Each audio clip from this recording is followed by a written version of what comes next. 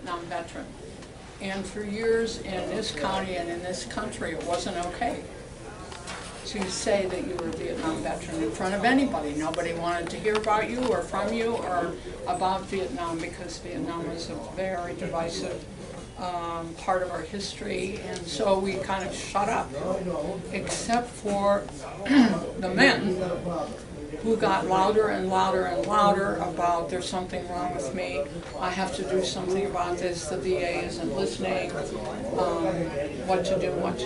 And as a result of that, and I'm glad to have been a part of that, although it came quite late in our nation's history when the VA finally said there is something wrong with these people.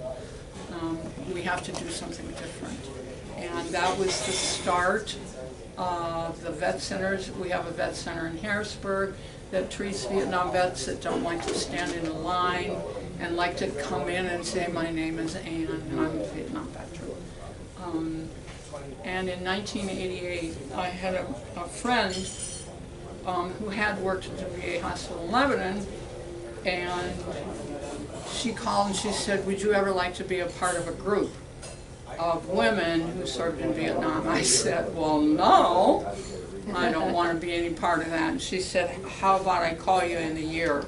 And to the date, in my calendar, she called, she said, Ann, it's me again. Are you coming? And I said, you know, yes, I am. And out of that group of women, my friend Linda, who lives in Palmyra, said, you know, I have some pictures. And I said, well, I have a lot of writing. How about we do a book? And so 5 of us joined together and wrote a book. It's called Another Kind of War Story. And we raised money for the Vietnam Women's Memorial Project in Washington. If you haven't been, you really need to go and see that statue, because it is absolutely wonderful. And what is nice about it is people come in and they sit on these wonderful benches for old people, and then they touch it. And there is something about these women depicted as strong and soft all at the same time. And I'm glad to be a part of that project as well. So, Melanie talked about this Ken Burns thing that's on PBS tonight at 8 o'clock and for several more hours. And the first 2 nights I watched it and I thought, what were we doing there? Where was the State Department? Why didn't they listen? Why didn't they pay attention? And no one has the answer for that. But one thing that I'd like to share with you that's real important is that whenever we go to war, wherever it is, we have to say, then what happens? What do we do with these soldiers coming home? What do we do about their injuries? What do we do about their mental trauma? What do we do to welcome them back for fighting for this country, no matter what the subject is? Because that has to be a part of the budget from my point of view. We can't just let them come home and then forget about them. And I think that we've changed that, partly because Vietnam veterans were angry and loud. We did something about that. Part of it was the hostage situation in Lebanon, which we took a look at. What happens to people? We did that, and it also helped the POWs that came home from World War II and Korea, and looked at the hostages that came home from Lebanon after they were there for about a year, weren't they, I think, John?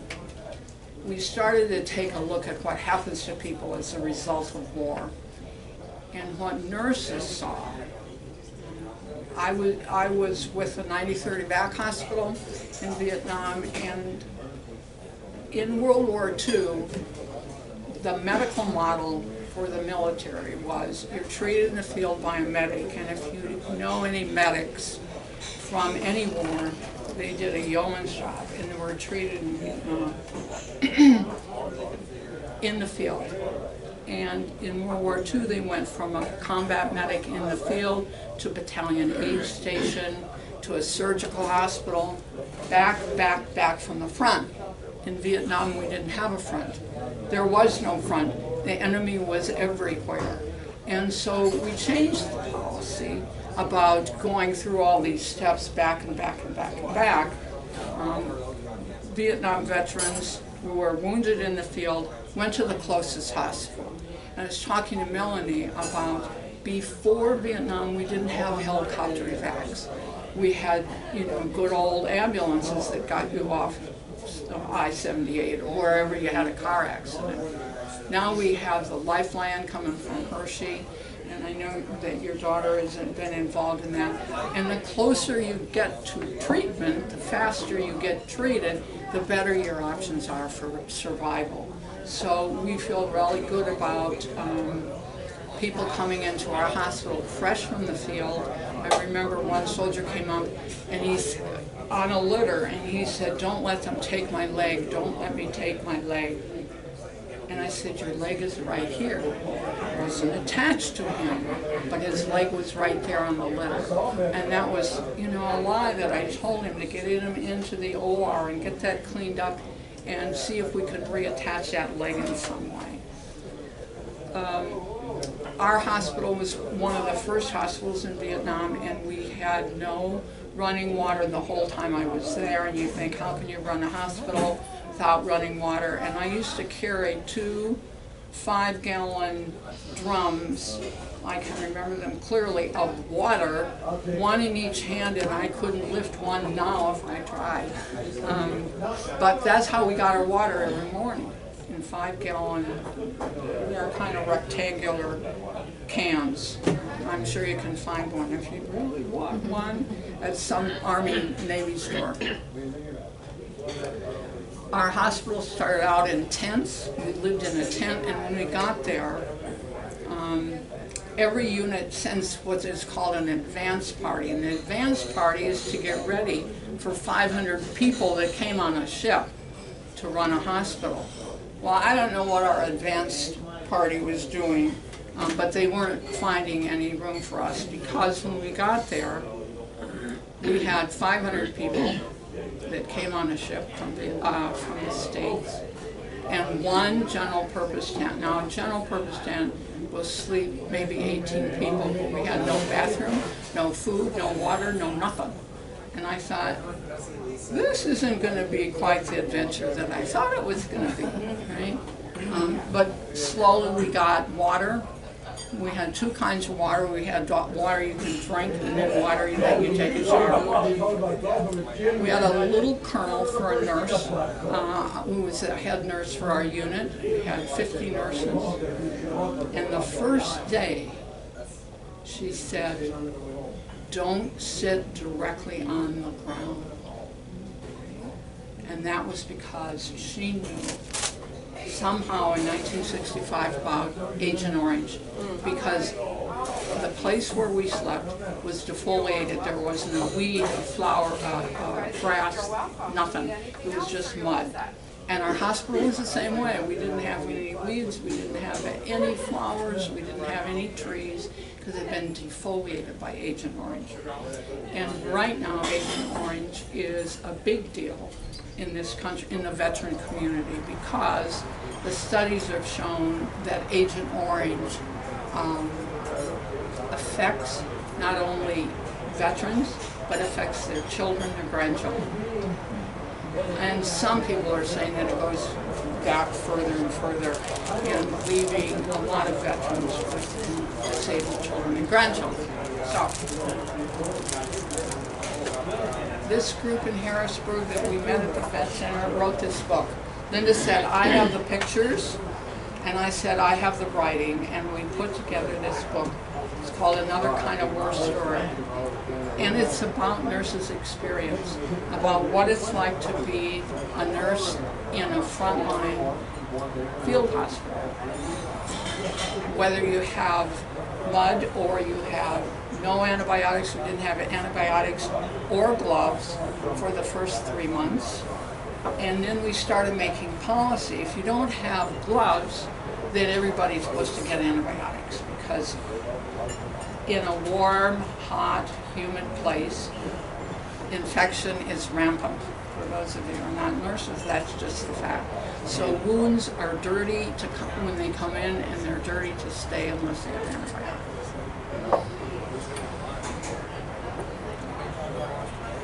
somehow, somewhere, I don't know how to this day, but there's a man in Harrisburg that called me and said, would you ever talk at my group? Well, who are you? And he's part of the Vietnam Veterans of America in Harrisburg, and they have a round table that meets monthly, I think, on Dairy Street in Harrisburg. And so Linda and I went in July and talked about what it's like to be a nurse in Vietnam. And from that, we got a lot of speaking engagements, which is very helpful. And then later in August, there was this thing on WITF that said, you know, if you're a Vietnam veteran, call this number. So I called this number and I said, hi, my name is Ann, I'm a Vietnam veteran. And he said, well, who are you calling for? I said, I'm calling for me and Linda. And he said, are you a woman? Well, since my name is Ann, I probably am. And he said, I am thrilled that you called. And so we were part of what WITF did in terms of local speakers, local veterans, local experiences. And that's what Joellen was talking about out at the camp. There was a WITF panel. They had refugees there, war protesters, a soldier that had been a pilot for the South Vietnamese Army, and he had quite a story to tell about what happened to the people in their community about Vietnam. Because Vietnam doesn't go away because it's unfinished business in many ways. And I like to think that we can learn from Vietnam, but every time they say, well, we'll send some more troops to Iraq and Syria and Afghanistan and that'll make it all better. Well, that's what Kennedy and Nixon and Lyndon Johnson thought. We'll send more troops and it'll make the war better for us. It didn't in Vietnam, and it, well, I don't know, but I'm a little cynical about what will happen now.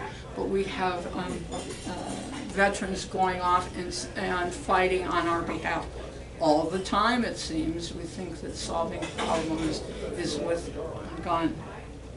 One of the things about this Ken Burns thing is that they talked about M16s. And M16 is a big gun, and I wouldn't know one if it hit me over the head. But the M16 rifle did not work as well as it needed to. What? Well, then we get a different rifle, but we didn't. And guys talk about M16s all the time, that they locked, they didn't fire. So our guys went in to a very difficult, chaotic, divisive civil war, and they kept thinking that if we add more troops, that'll make it better. I'd like to share with you something that happened to me, and Melanie asked me if ever we just got tired of war, right? When we were in Vietnam, and it was hot. We didn't have air conditioning. It was 120. When I came home from Vietnam, I was assigned to Walter Reed in Washington. And if you have ever been to Washington in September, it is hot and humid and more hot and more humid.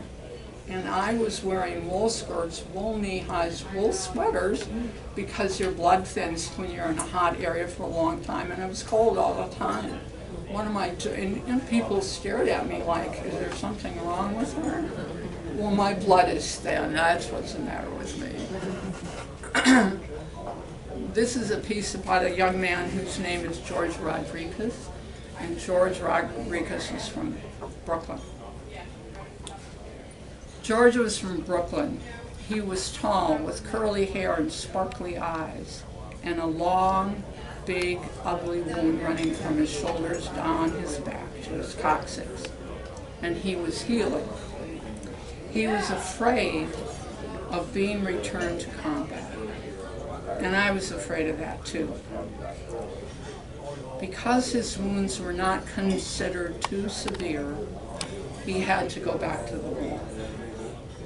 He had asked me what kind of wounds got to go home. And the military had a rule about whether you return to the field or not. And the rule was this: if your wounds can heal in 30 days or less, you go back to the field. If it's going to take 31 days for you to heal, then you go back to the States. That's the rule, right? Anyway, George was on day 29 and he went back to the field. He was afraid of being wounded again. Off he went. And although I quickly put him out of my mind, his pleading eyes haunted me. 3 weeks later, George came back to our hospital, this time with no arms. His eyes now were dead. Will these wounds keep me from fighting again? After seeing him, I left the hospital and went outside and threw up in the red mud. I didn't remember any more names after that. And to this day, when things are stressful, not going well, as we all know that that's like what life produces. And we have this young man who said, you know, the best day was that we didn't have an incident at Knoebels, right, with any of our children. We got there and got home without, right, no incidents at all, no spilled ice cream, no scrapes, no. That's great. Yeah. George Rodriguez was a man who gave a lot to this country. And we have Vietnam veterans today who say, what was it all about? Many of you remember a movie in the 70s called, I can't remember the name of it, but what is it all about? What is the reason that I'm here? When all my buddies died, when the kids from Lebanon High School, probably Northern Lebanon, died in defense of this country, the guys that are returning ask the question, what am I doing here? Why am I here? What am I going to do with the rest of my life? And for all of us, when bad things happen to good people, and we all have bad things, there is no Pollyanna, no leave it to Beaver in our lives. We have to think, what is the purpose of my being here, and what am I going to do with that part of my life? So I have veterans who raise, I have one guy that has 2 acres of truck farm, right? And he donates everything that comes from that garden to homeless shelters, to food banks, you know, and what is better for a homeless person than a fresh tomato in August? I don't think there is anything better. Right? And I have veterans that build things for the Humane Society. I have veterans that help at food banks. I have one veteran that has one arm and he helps at the food bank. Guys have to find purpose in their lives. What am I doing here? Why did Henry die and I am here? And each of us have to find a purpose, don't we, in our lives? We have to find out why I'm here. Several years ago, people say, well, do you have any effects of the war? And years ago at the mall, at the Plaza Mall in Lebanon, it used to be a big thing with lots of shops around. They used to have what's called a sidewalk sale. And you ladies know what I'm talking about. It was sidewalk sales. 10 pair of tube socks for $1. Now how can you pass that up, right?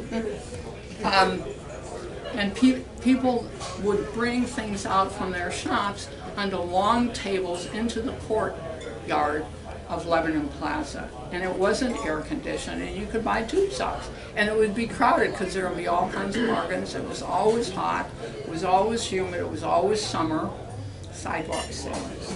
And so the path leading around to all these shops became narrower because of these tables with the tube socks on, right? And I was walking with a friend, and you could only walk, you know, I was behind her, she was in front of me because there wasn't room for us to walk abreast. It was hot and humid. There were a lot of people there buying tube socks. And there were some Vietnamese ladies walking behind me. Remember in the 70s, we had refugees out at the Gap, did we not, sir? And there were these little Vietnamese speaking Vietnamese, and you can hear them coming behind me. And all of a sudden I said, Carolyn, wait. and I didn't know where I was. I almost felt like I was in a market in Saigon because it was crowded, it was hot, Vietnamese chitter-chatter going on behind me, and I said, we need to stop and get a soda or something. I'm not feeling good. Because just for a moment, I thought I was back in Vietnam. That's what soldiers suffer every day. I have a lot of Vietnam vets that said about this Ken Burns thing, I should probably watch it, but I can't. Why can't they? Because they have imprinted on their brain. War is chaos, war is killing, war is awful, and it's hot and humid like we're having these days. So they go back in their minds to what happened to them. I don't remember who said it. Somebody famous said, there are two rules of war. The first rule is that young men and women die. 8 nurses are on the wall in Vietnam, or in Washington. So the first rule is that young men and women die. That just happens, doesn't it? And the second rule of war is that nobody, no nurse or nurses from central Pennsylvania can change rule number 1. No matter how we fight, no matter how much antibiotics and IVs and blood we pour into people, somebody's going to die. And I used to say to God every day that I went to work, please, I don't want anybody to die on my shift today. Please, I don't, you know, that back in the 60s, dying was failure. And I didn't want anybody to die. Nowadays, when people die, we say they've gone to heaven, they don't have to suffer anymore. But when young men die, that's pretty final, isn't it? So I didn't want anybody to die on my shift. And so I never am too tired, too hungry, too angry. Because if I am, I go back to chitter-chatter Vietnam talk. I go back to hot, to sweating in places that you didn't know you could sweat, in fatigues, and that has a nice ring to it. I don't know why we call them fatigues, but if you're wearing fatigues, you're going to be tired. Right? You're just going to be tired because we work 12-hour shifts. We rode in helicopters when we weren't supposed to. 2 nurses were killed on February 18th, 1966 in Vietnam in a helicopter crash. And as a consequence of that, and if any of you are military, you know that we have to react to that in some way, that you couldn't travel by helicopter unless you had travel orders. Now, if you don't obey that rule and something happens to you, you don't have travel orders, the Army won't pay your loved one your life insurance money, which at that time was $10,000, which was like $100,000 today. So if you wanted to go anywhere in a long distance in Vietnam, you had to go in a helicopter because the roads weren't safe. They would be firing on you from the side of the road. And so we went by helicopter. And one time I was coming back from somewhere, I don't know where, in a helicopter, and the helicopter took a right angle up, and they were firing on us from the ground. And I thought, are you scared? No, you get tired of being scared. I mean, that's no fun after a while. I got angry. I thought, I can't believe this is going to happen to me. We're going to die, and my husband won't get my life insurance. So you get tired of being scared, but you're always on alert. You're always waiting for something bad to happen. And the night before we came home from Vietnam, we were celebrating, and you can imagine what that was like. And we had to go to our bunker. And I shared a bunk bed in a room full of 50 nurses. I mean, that's how it was. And Barb is sitting on her cot. getting her helmet. We hung them underneath our bunk, and a rat jumped on. Oh, she said, Ann, here is a rat. I don't understand why you have to have rats in this room. But we went to the bunker, and for any of you who have been ever in a bunker, they're drippy from the humidity. There are animals crawling around inside. We had turned in our helmets, and I thought, again, how can this happen to me? I'm going to die the day before I go home. And young men did die the day before they went home. For the most part, during the heavy fighting in Vietnam, command soldiers who were running things said, you know, if you have 5 days left or 2 weeks left in your tour, you're not going in the field. Right? Not out of some altruistic event on a commander's part, but because if you're excited about going home to Lebanon, Pennsylvania or Jonestown, Pennsylvania, you're just not quite as alert now, are you, on the field? And if you're not alert, something bad will happen and you'll die 2 weeks before you go home. So those guys stayed in their base camps for a long time. Linda has some of the most wonderful, haunting pictures of Vietnam that you'll ever want to see, because she took pictures in Vietnam. She has wonderful stories, as do I, about that experience. The most interesting story for me, however, is that I got married in August of 1965. Still married, right? I'm one of those rare people who continues to be married to the same man. Lost my train of thought. I don't know what I was going to say. Got married in August of 65. I got married in August, thank you. And I went to Vietnam in September. Thank you, Melanie. Well, we all know that the first year of marriage is the hardest, isn't it? And my husband and I were separated for the first year, so it was easier somehow. And you see how your mind can rationalize for yourself. The day I got orders to come home, because our unit went on a ship from San Diego to Vietnam, but we came home separately. And there were 4 of us that came home. We were the first people from our unit to leave. And I was having trouble sleeping. I was working 7 to 7. When Melanie said, come at 7, I thought, 7 o'clock in the evening, I can do that. Well, 7 o'clock in the morning. But we worked 7 to 7, and I was trying to sleep in the heat. And she called, and she said, Ann, you have to come up to Colonel Bauer's tent. I said, I don't want to.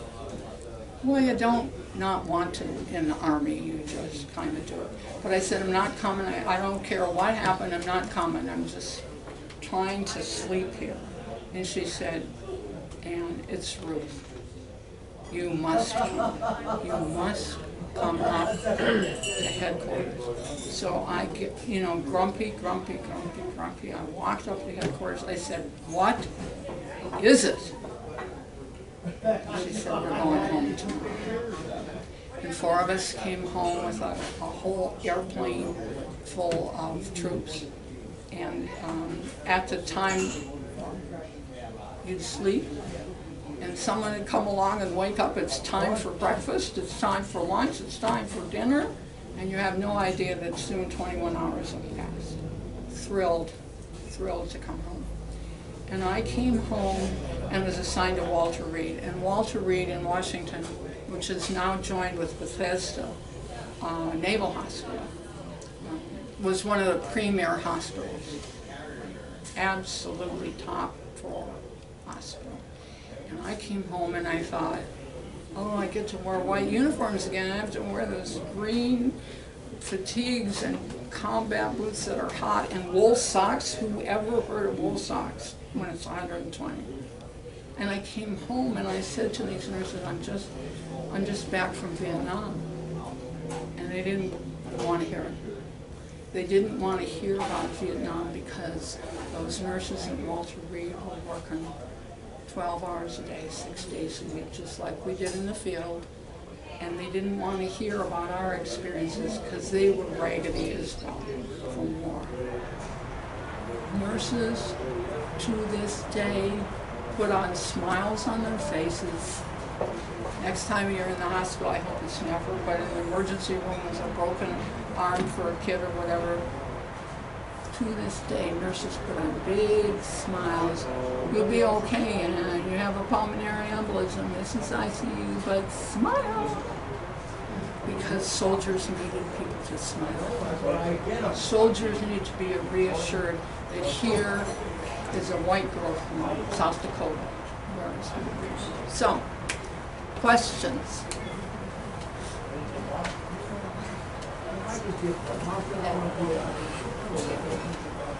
I encourage you to see Ken Burns is on again tonight. If you're a veteran and don't like war, you might not want to watch it. But historically, we're like, what were we thinking? What were we thinking? It wasn't planned, and then we got into mission creep. We've heard that expression in war since. We don't seem to learn that war doesn't always mean better. More troops, more money, more trucks, more napalm. Doesn't always make things better. Because you can kill human beings, and a lot of North Vietnamese soldiers were killed. But you can't kill an idea that what freedom means is kick whoever's foreign out. Linda and I went back to Vietnam in '97, and most of the people in Vietnam now don't remember the war. And we went to this